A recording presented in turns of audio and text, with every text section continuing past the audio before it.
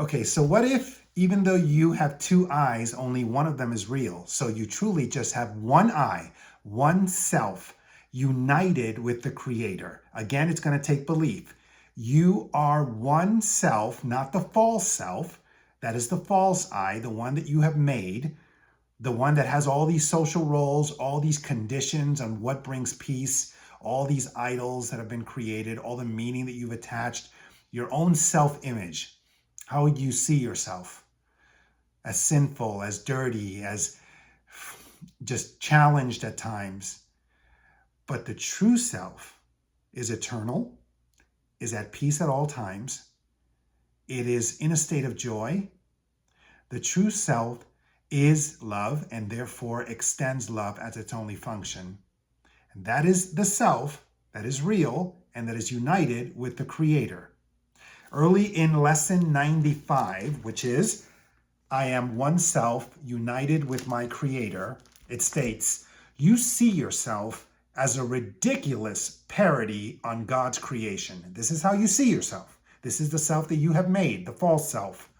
Weak, vicious, ugly, and sinful, miserable and beset with pain, suffering, always in struggle, not being good enough. Such is your version of yourself. A self divided, not united, but divided into many warring parts. The conflicted self, separate from God, and tenuously held together by its erratic and capricious maker to which you pray. It does not hear your prayers, for it is deaf. It does not see the oneness in you, for it is blind.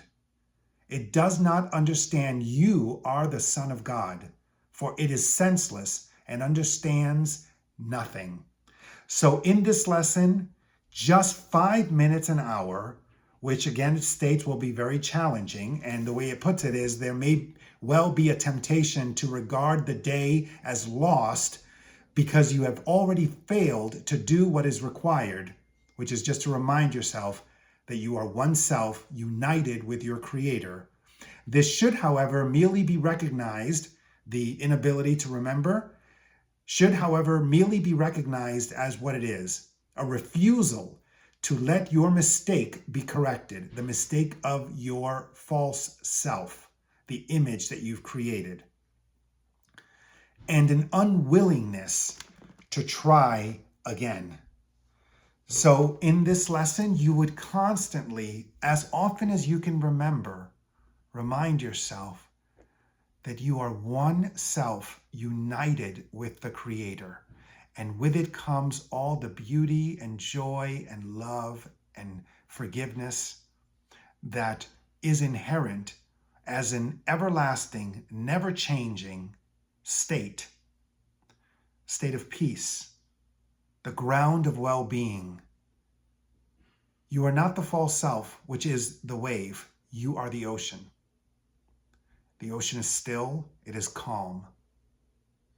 And from that centeredness, from that stillness, you learn to know yourself. And in knowing yourself, you're knowing God.